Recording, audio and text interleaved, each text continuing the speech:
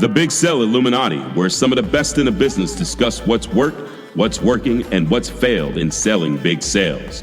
Our panel of experts includes Clarity Seeker, a black belt of brands, our snarky marketer, Monique de Maio. CEO to CEO selling is his game. Fortune 500 in his lane. The Lex Luthor of the close, Mark Kennedy. The effective executive, a force on the boards, a buyer on fire, Tiffany Olson. David versus Goliath selling, the prince of process, Sun Tzu of big sales strategy, Tom Searcy. And that's your panel. Now it's time to talk about big sales. Episode 13. Glad to have everybody here. Our whole team's back today. Hey, before we get started, I want to talk about the headsets we're wearing today, and they're the Jabra headsets. I'm going to tell you, complete game changer. And I'll tell you why. At least for me, if one thing is just this.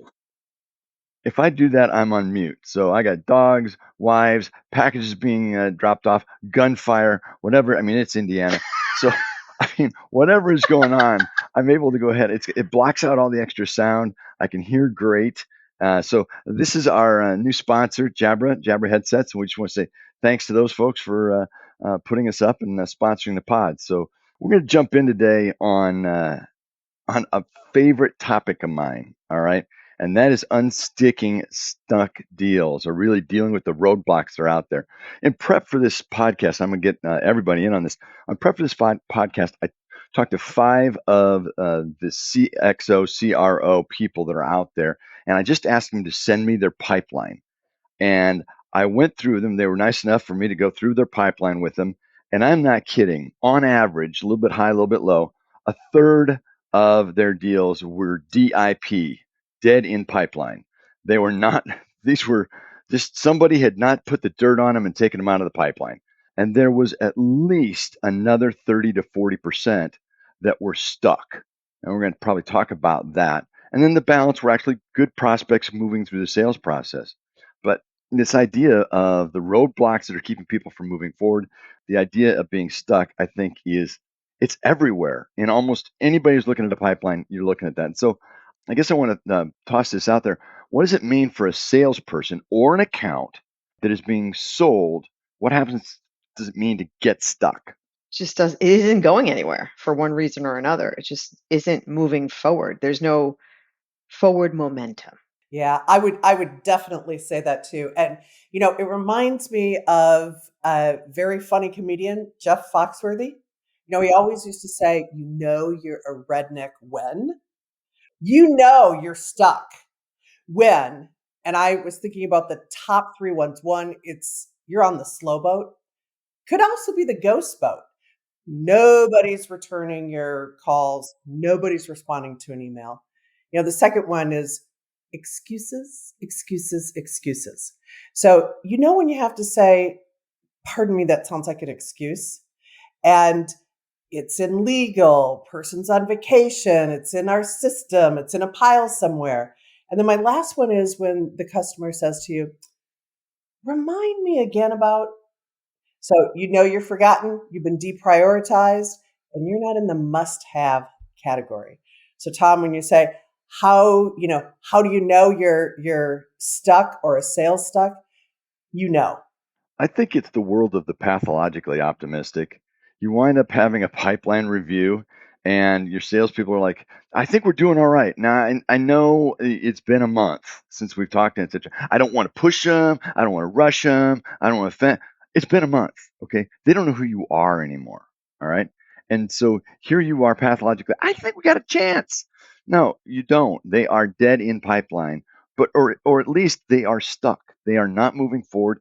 And the person who's your executive sponsor does not know your name.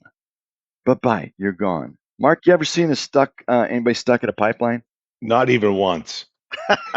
I have this distorted view of what sales looks like, and what sales is it's walking money.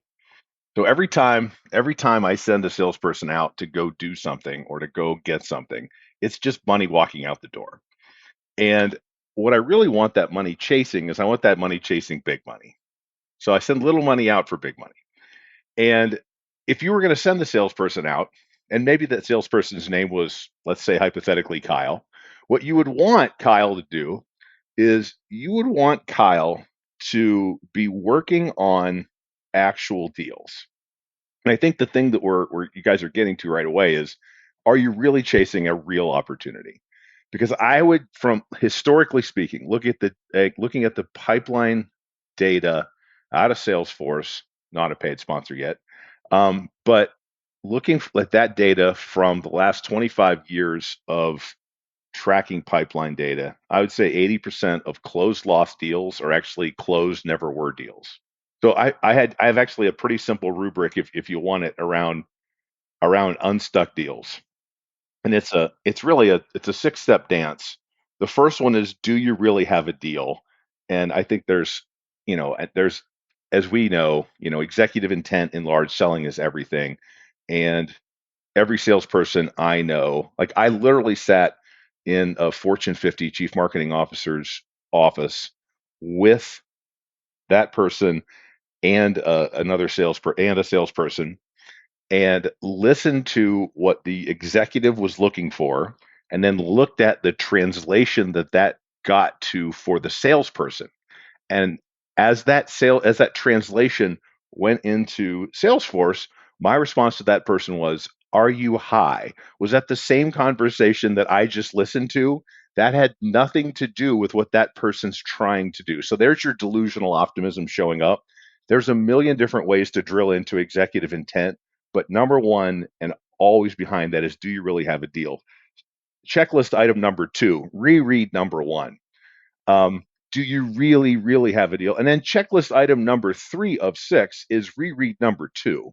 So drilling into the actual executive intent. Tom, you're the king of the executive sponsor checklist in terms of the criteria that's required to actually drive executive intent and actually engage organizational resources. I think it's so important that if you don't have confirmation, visible confirmation, verbal confirmation of your executive intent, you got nothing.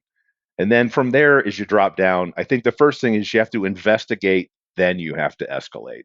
So you really have to investigate where this deal has gotten sideways in your process. And this is where you have to fall back on some of the fundamentals we talked about earlier. You have to have a sales process where you understand, what are your stage gates? What are their information and their people? What are your information, your people? Where did you get off track? Because at some point, somebody's off track. And then after you've investigated, then you've escalated. You got to educate, educate, educate. And now I know I'm on the 8s here, and at the risk of sounding like Jesse Jackson, we're educating.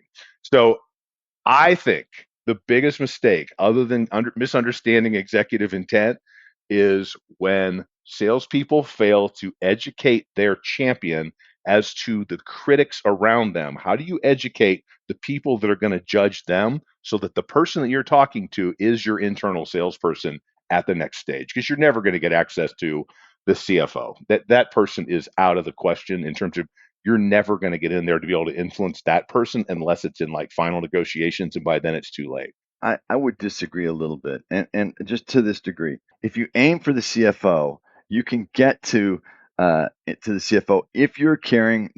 Listen, I know I only have 500 deals behind me. I only have $20 billion in sales behind me. I would bet you've never been in front of a Fortune 100 CFO. Tell me the truth. Don't you lie to me. I know you.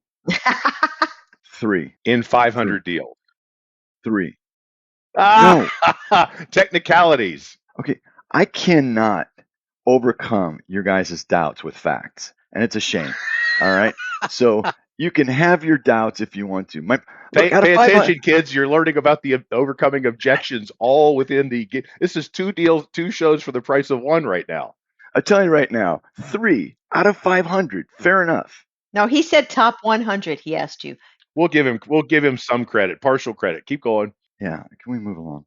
So, Tom, your point, you aim at the CFO? It depends upon what the deal is. It depends on the deal. You can get to the CFO. You can get to a very senior person inside of the finance side of the deal. You just don't want to get stuck in procurement or in the process monkeys. But let's talk about this for a second, if I may, to your point about educating and making the internal people your advocates and educating those around them. I find that giving them literally the sound bites for each one of the ones that are going to stick the deal to help them understand the value of the project is the way that you get buy-in, right? Because it's going to be like, look, product is going to say this to you. If you know what soundbite to give them to overcome the objection you know you're going to get from the various groups within the organization, you probably will go further. Well, I point to Tiffany on this one. I think a lot of times the reason a deal gets stuck is you lost your executive sponsor. Your executive sponsor was engaged, they were involved in it, etc. They delegated us down to some other buying process with other buying people, and it gets stuck because you have lost your relationship or your connection to your executive sponsor, or their interest enough to continue to push the process through. And Tiffany, you've been in some cases, no accusations here, the process stopper. So how does that work out from the buyer side of the table? Normally, it's because it's no longer a priority, or a better solution with a competitor has been found, but nobody just really wants to say that. The organization maybe isn't ready to say that yet. But definitely it's been deprioritized, and that really goes to time kills all deals, because if you're not, and that's kind of the theme of, if you're stuck, then time is just ticking by and you're not taking advantage of it, because the longer something is in that pipeline, the higher the probability is that it's really not a deal. And Mark, I just thought do you really have a deal? That is so very, very true. Very true. I actually had a instance in my career. So I'm going to date myself a little bit here, but I was selling word processors. This was before personal computers. I saw some smiles there. So I was selling word processing equipment to medical clinics. Went in, sold it. Customer actually signed the deal, but I didn't get the down payment. And it was because the person was on vacation. Yeah, then I was ghosted. And I eventually had to physically go back into the clinic to try to get the down payment. And I walked in, and guess what? The competitive product was sitting right there. I had even had the signed contract, but I didn't really have a deal. And that's because I was not dealing with the right person. So the person that I had sold to was the wrong person. They could sign the contract, but they didn't have the authority to buy or to get the check executed. And so I've always learned you need to find the money and the authority. So find that person, because I only had the person who could sign. And I was so excited. I went back to the office. We, did the close dance, and I didn't really have a deal. And Mark, when you were talking about that, it just brought back all of those memories of find the ma. Love the ma, baby. That's going to be a new thing. Find the ma. Money and authority. That was a nightmare, but I learned a very valuable lesson. I look at why people get stuck. They lose their executive sponsor, which means because they don't have the ma inside of that. And typically they're missing one other thing, is they're missing the urgency to get the problem solved. But I would say there's another thing that's missing all the way through this, and that's courage. Courage to be persistent, courage to follow up, courage to secure a date that you're going to have the next meeting, secure information that's going to come back from the customer. I cannot tell you the number of times the conversation, and I know everybody on this pod has had similar cases when they've had salespeople who said, I'm going to wait a couple weeks. I just sent the information. I know they've got a lot going on right now. The words, they got a lot going on right now. Oh, well, it's simple. You, Mr. or Ms. Salesperson, you have nothing going on right now except to close that deal. And the excuses of not rolling forward with some urgency and some persistence and etc., or to ask the tough questions like you're talking about, Tiffany, where you're saying, hey, who is my other competitor and where are you in your consideration of my product and the other product? I was talking to a construction person who's pitching a deal today, $60 million project, and he had talked to the person that was selling with him on the deal, and the person said, I just think we got to kind of back up a little bit and kind of show that we just do, good buildings. And fortunately, this particular person said, you think they're going to buy because we built good buildings, and the other three people they're competing against don't build big good buildings? And he said, no, we're going to say this, this, and this. He goes, I don't know. They may not like that. And his answer is, you've got to have some courage. You've got to push forward with what you think your added benefit is. And that means taking a little bit of risk. And a lot of times, salespeople stick themselves because they don't say anything engaging or interesting or show the persistence to push all the way through. Can we talk about yeah, I was just going to I would like Mark to in soundbite form kind of deal, like what's the in your perspective, investigate then escalate, then you talked about educate, which I think is the segue to where Tom's non-courageous salesperson is getting stuck. How are you using the educate? Usually in the type of large deals that we're working on, you have someone in the C-suite who is your ultimate executive sponsor, and they are declaring that the problem that you're solving is worth putting organizational resources behind. And then the reality is that person is only involved to bless the process of solving the problem. And then you get a champion involved, usually at the VP or director level, and that's the person that ultimately is the one that has to marshal the resources, capture the internal data, get this, the meeting scheduled, do all the actual work. What has to happen is that person, through the process that they go through, there's an educational process that they are undergoing. And as a salesperson, it is absolutely incumbent that you look at all of the people around them in terms of above and adjacent. So they need to be able to educate peers who are in adjacent channels, and they need to educate superiors directly above them and adjacent to them. You have to educate that person on those. I mean, it's really what it is. It's probably 5 or 6 different relationships and different roles that they need to be educated on. And that's where I think most salespeople underinvest in that education. And therefore, when the inevitable every deal has got 2 or 3 big questions or that surround risk of success associated with it. Those questions will come down from on high because you don't get to be in that C-suite by being a dum-dum. And when those questions land, your person has to be ready, and they have to be not just ready to answer it, they have to be confident in the delivery of the answer because they've gone through that a dozen times. And that's all part of this. Do you really have a deal? Because when you get these lack of engagements, what you're really doing is you're providing free consulting, you're providing free industry knowledge, you're giving people background on new technologies, emerging technologies, different supplier ideas, different pricing models, different structures. There's a million different reasons why director and VP level people talk to all kind of people, because number one, they have the time to talk to all kind of people. And that's where people think they have deals and they don't. So that's the educational model. You really have a matrix of who you need to educate. And by the way, while I'm saying this stuff, I'm thinking to myself, my God, I really need to write some of this stuff down and teach my own people all of this.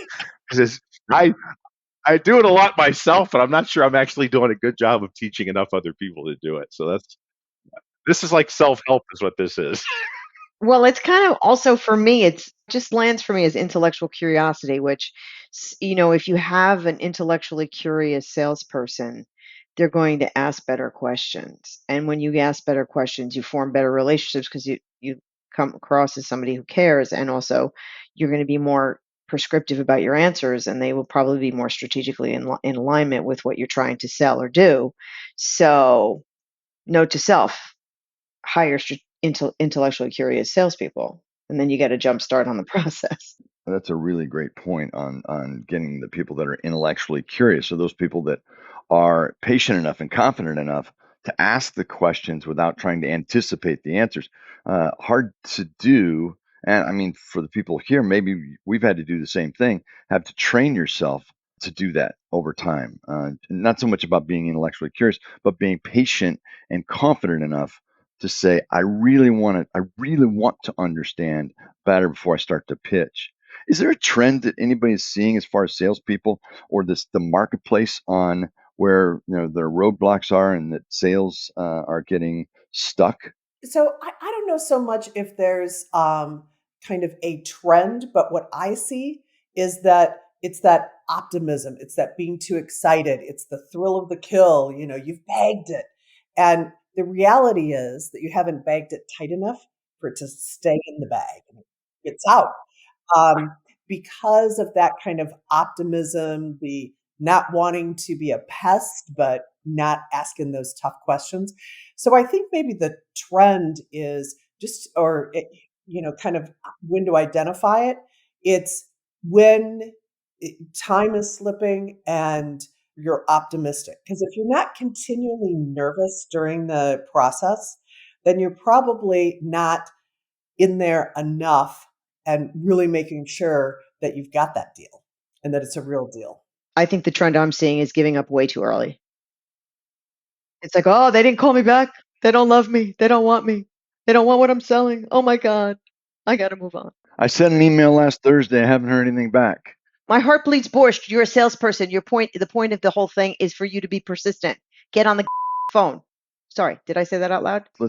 We got to be careful on our era. You got to remember, there's a whole bunch of salespeople out there who don't know how to use the phone. They only know how to text and email. I had a conversation with a very good salesperson recently, and I said, "Why don't you call them up?" Like, I'm going to interrupt their day. I said, "Well, that's what voicemail's for. It's not cruel and unusual punishment to make a phone call." So this person said, "I don't know. I'm going to try it." And lo and behold, the person answered the phone. Holy crap. And they wound up getting that deal and commitment there and then affirming it by email. Sometimes you have to go old school, Monique. You just got to go. But the worst thing I hear anymore is I send them the proposal and I expect that I'm going to hear back from them sometime next week. That's another thing. You don't send proposals. That's a kiss of death.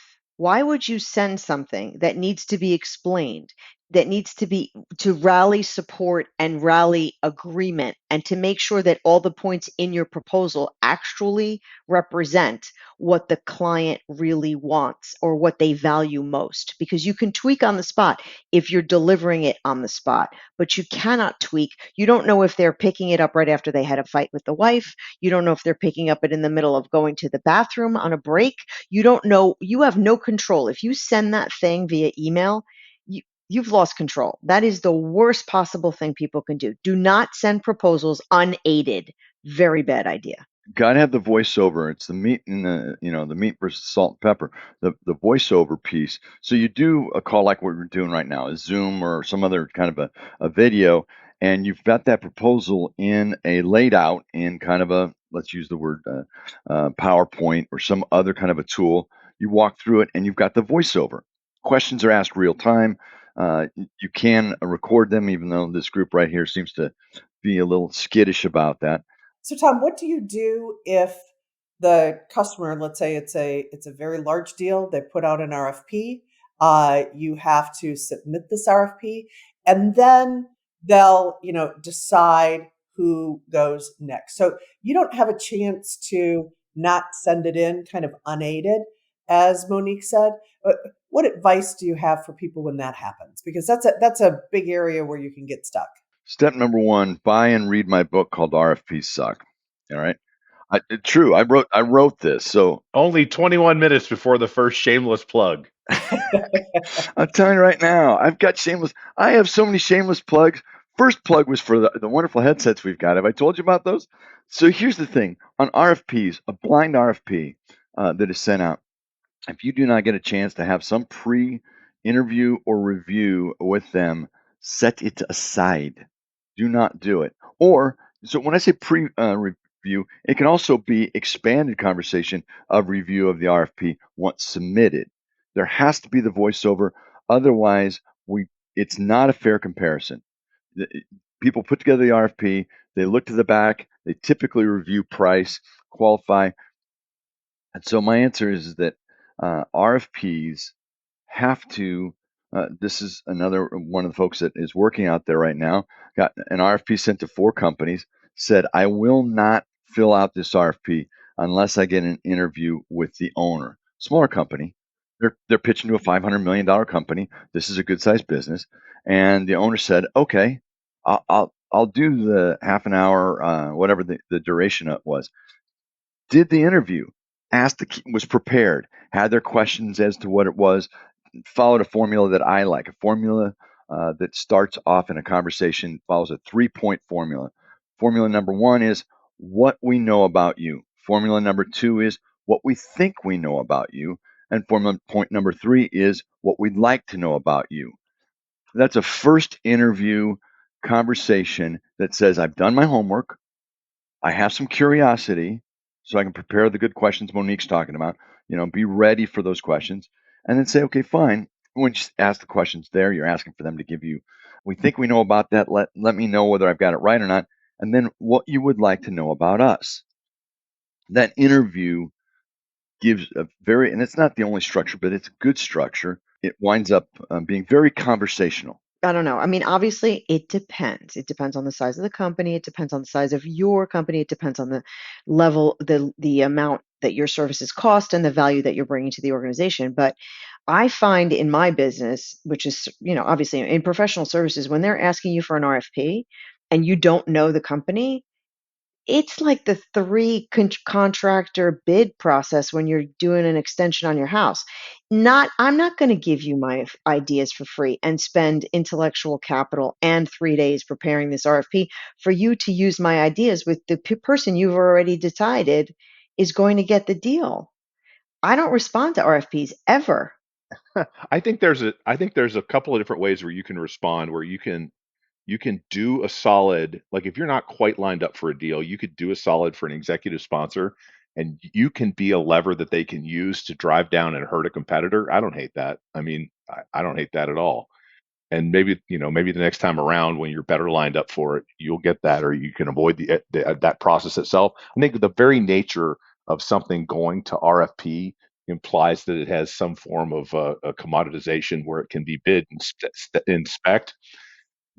I don't know. Most people would say they're not in that game. I think a lot more people are in it than they realize. You think so? Wait, elaborate on that, could you? Yeah, I think a lot of companies are providing a commodity product and service wrapped as some form of a misguided innovation, or positioned in a way that really is more commodity than they think. Well, this is what you talked about in one of our other pods where you said, listen, whatever you're doing, whatever you're selling, you better include AI in it. It doesn't matter if you're selling, you told this to us, which I thought was great. I don't care if you're selling, cargo of wheat. You've got to figure out a way to make the wheat have AI inside of it. Yeah, there's no doubt.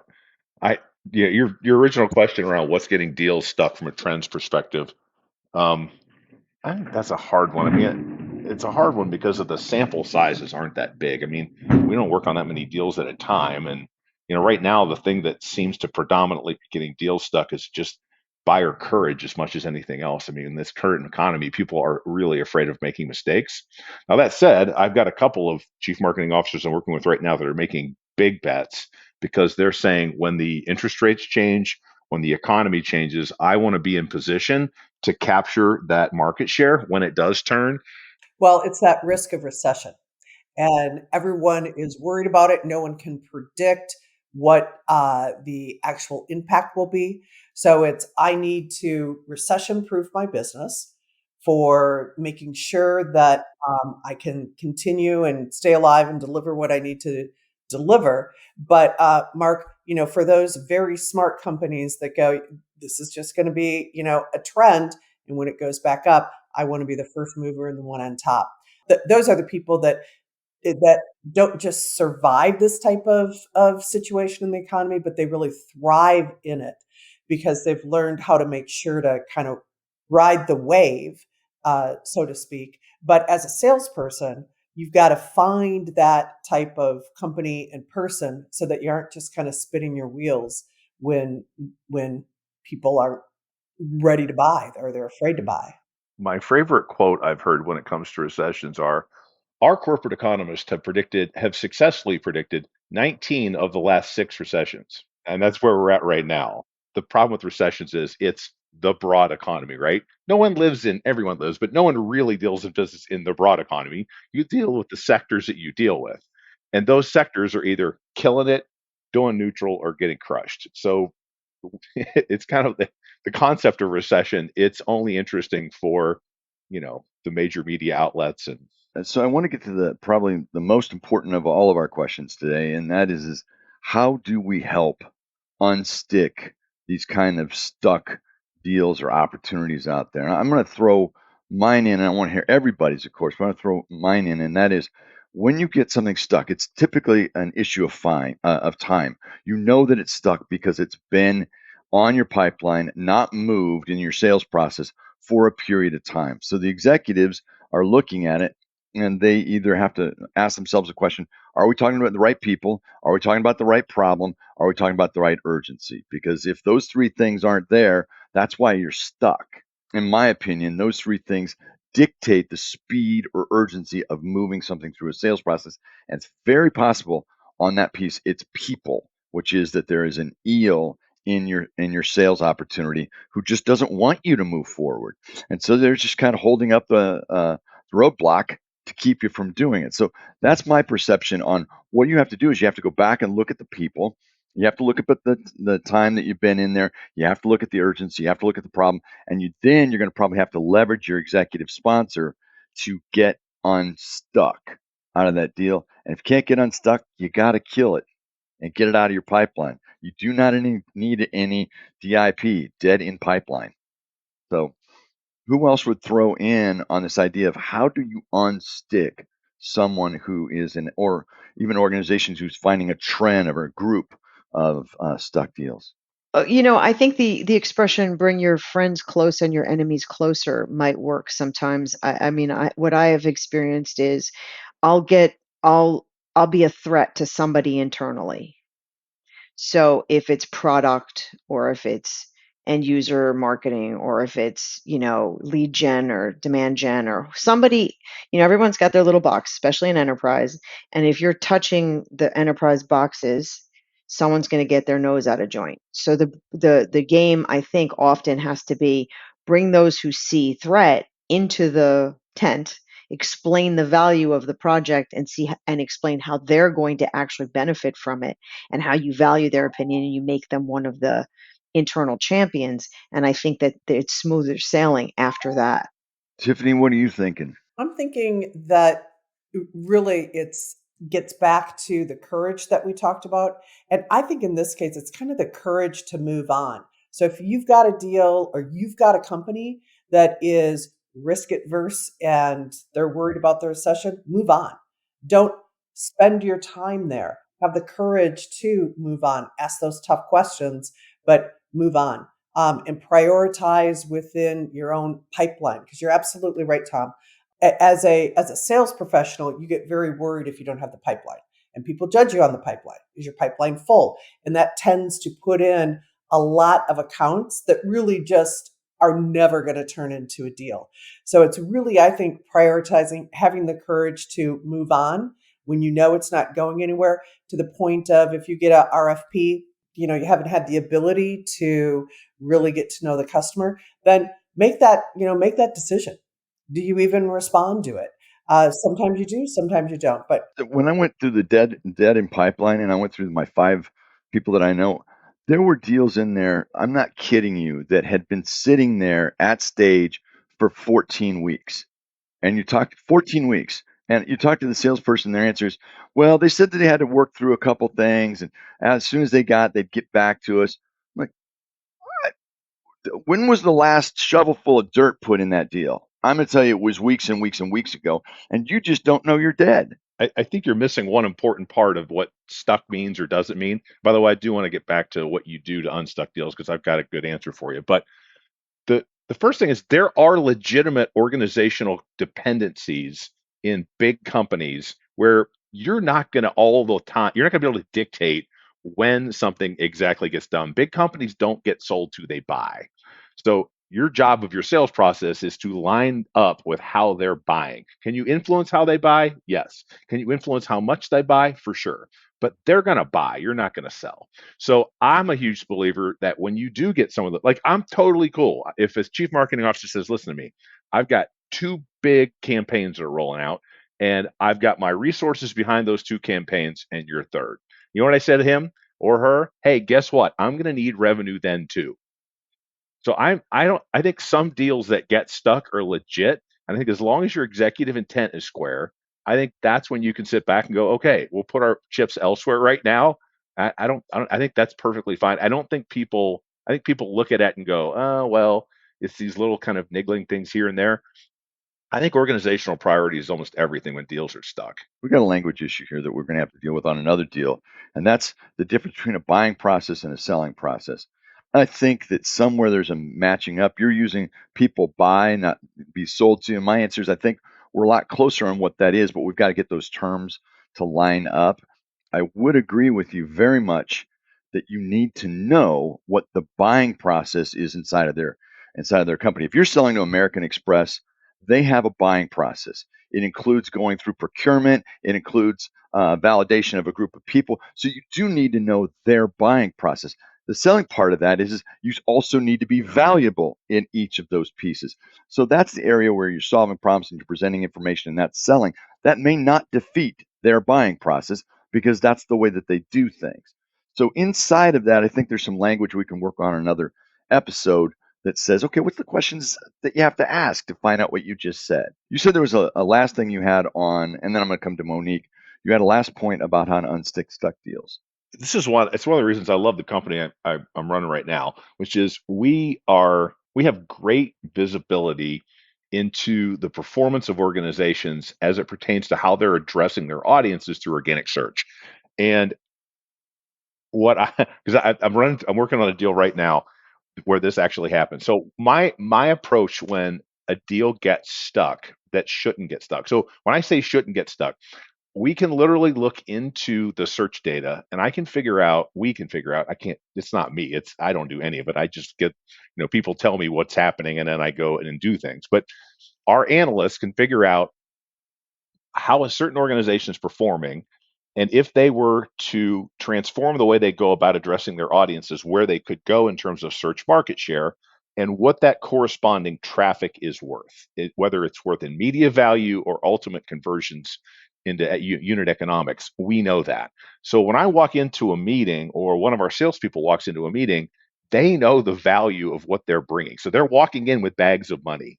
And I think what I do when a deal gets stuck, and what I did with a deal that just got stuck, is a chief marketing officer that I was working with, that we have an incredibly compelling value proposition. Let's just say a recurring $50 million profit stream just by working with us. And I would probably sell them that profit stream for $6 or $7 million, right? Really good return on ad spend. So the CMO turns over, as CMOs tend to. The new CMO comes in and tries to delegate me to a different office. Like, here, we're going to hand this down to this office. I think this is beneath me. That course goes nowhere. They go off into Analyticsville. So what I do is I go provocative. I go right to the CEO and I say, I'm sitting here with a $50 million profit stream, which would represent, by the way, a 40% increase in your last year's EBITDA. But somehow your guy that you've put in place here is too busy to talk to me. So I'm going to talk to you instead. And that pisses people off 50 ways to Sunday. But I tell you what, it gets movement.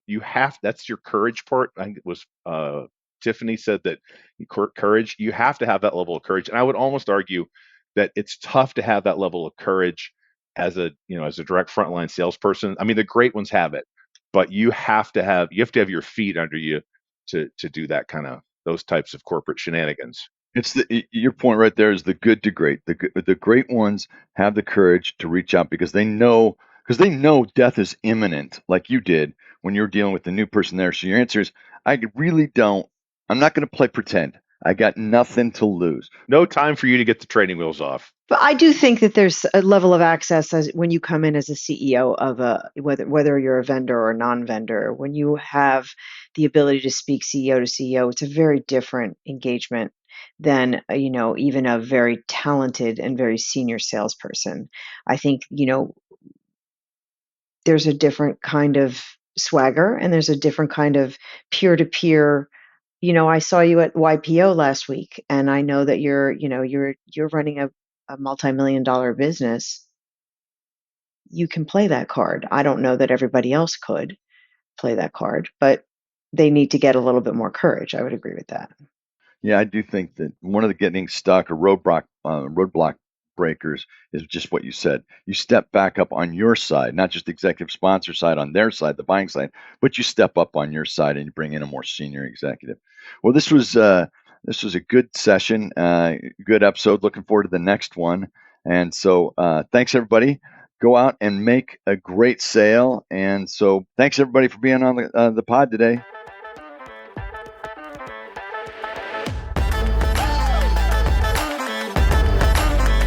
Thanks for listening to the Big Sale Illuminati podcast. If you like this episode, give us a thumbs up and let us know in the comments. Also, be sure to subscribe to the podcast on whatever platform you're listening on. Until our next episode, best wishes on your big sales.